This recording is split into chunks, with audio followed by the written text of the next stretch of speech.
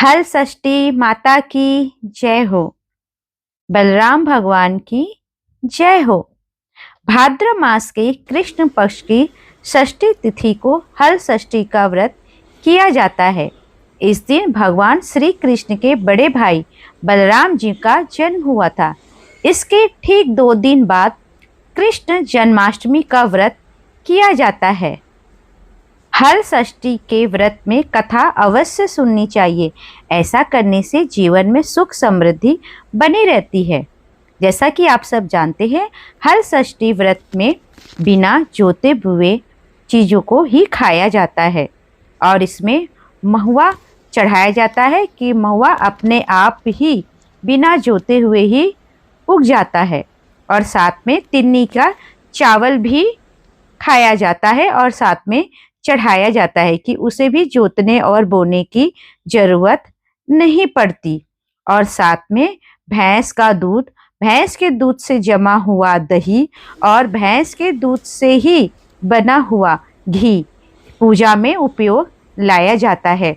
इसमें गाय के घी का दीपक भी नहीं जलाया जाता, ना ही उनके दूध का प्रयोग किया जाता है और ना ही दही का प्रयोग किया जाता है। चलिए अब हम सब सुनते हैं हल षष्ठी व्रत की कथा और साथ में ये भी बताती हूँ कि हल षष्ठी व्रत में आपको कुशा का प्रयोग किया जाता है, यानी कि नदी के किनारे ज़्यादातर पूजा होती है, समुद्र के किनारे भी पूजा होती है। अगर आपके यहाँ पे ऐसी व्यवस्था ना हो तो आप अपने घर में ही छोटा सा तालाब बना लीजिए मिट्टी से, या तो कोई ऐसे परात में पानी भर लीजिए, उसमें टोप में थोड़ी सी मिट्टी भर के रख दीजिए, साथ में उसमें कुसा बो दीजिए और फिर आप इसमें पूजा करिए। इस बार हल षष्ठी यानी कि षष्ठी यानी ललई छठ इस बार 14 अगस्त 2025 को पड़ रही है। यह पर्व कृष्ण जन्माष्टमी के 2 दिन पहले ही पड़ता है और 2 दिन बाद श्री कृष्ण जन्माष्टमी का उत्सव मनाया जाता है।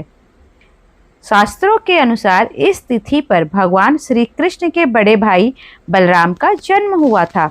बलराम को हल और मुसल बहुत प्रिय है, इसीलिए बलराम जी को हलधर भी कहा जाता है। उन्हीं के नाम पर इस त्योहार का नाम हल षष्ठी पड़ा। हल षष्ठी का व्रत में कथा सुनना बहुत शुभ माना जाता है। आइए हल षष्ठी व्रत कथा का विस्तार से जानते हैं। हल षष्ठी व्रत की कथाएं। प्राचीन काल में एक ग्वालिन थी जो गर्भवती थी और जिसका प्रसव काल बहुत निकट था। एक तरफ ग्वालिन अपनी प्रसव पीड़ा से व्याकुल थी तो दूसरी ओर उस पीड़ा में भी उसका मन गाय भैंस का दूध बेचने की तरफ लगा हुआ था।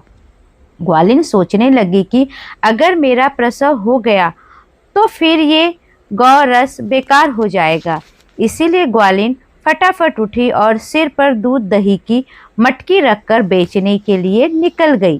रास्ते में वह किसी झरबेरी की ओट में चली गई और वहां जाकर उसने एक पुत्र को जन्म दिया। पुत्र को जन्म देने के बाद भी उसका मन दूध दही आदि चीजों के बेचने में लगा हुआ था, तो वह एक बच्चे को वही कपड़े में लपेट कर छोड़कर चली गई और गांव की ओर दूध दही बेचने चल दी। संयोग से उस दिन भाद्रपद मास के कृष्ण पक्ष की षष्ठी तिथि थी, यानी हल षष्ठी तिथि थी। गाय भैंस के मिश्रित दूध को उसने भैंस का दूध बताकर पूरे गांव में बेच दिया। उधर जिस झरबेरी के नीचे उस बच्चे को छोड़ा था, उसके पास ही एक किसान खेत में हल चला रहा था। अचानक से किसान के बैल भड़क गए और हल का फल बच्चे के शरीर में घुस गया, जिससे बच्चा मर गया। मरे हुए बच्चे को देखकर किसान बहुत दुखी हुआ और उसने हिम्मत से काम लेकर उसी झरबेरी के कांटों से ही बच्चे को टाँके लगा दिए और वहीं छोड़कर चला गया। जब ग्वालिन सारा दूध दही बेचकर अपने बच्चे के पास आई तो बच्चे को मरा हुआ देखा। बच्चे को इस अवस्था में देखकर वह समझ गई कि यह सब उसके ही पाप की सजा है। मन ही मन अपने आप को कोसने लगे कि अगर असत्य बोलकर दूध ना बेचा होता और गांव की महिलाओं का धर्म भ्रष्ट ना किया होता तो मेरे बच्चे की यह दशा ना होती। उसने गांव वालों को सारी सच्चाई बताकर प्रायश्चित करने के बारे में विचार किया। ग्वालिन तुरंत उठी और गांव की महिलाओं को सारी बात बताकर माफी मांगने लगी और इस करतूत के बाद मिले दंड के बारे में बताने लगी। गांव की महिलाओं को ग्वालिन पर रहम आ गया और उस पर रहम खाकर क्षमा कर दिया और आशीर्वाद दिया। जब ग्वालिन गांव से निकलकर वापस अपने बच्चे के पास पहुंची तो उसका बच्चा जीवित हो गया था। उसने ईश्वर का बहुत धन्यवाद कहा और आगे से फिर झूठ ना बोलने का प्रण लिया। इस प्रकार से यह व्रत संतान की लंबी आयु के लिए भी रखा जाता है। जय हो हल षष्ठी मैया की जय हो। हल षष्ठी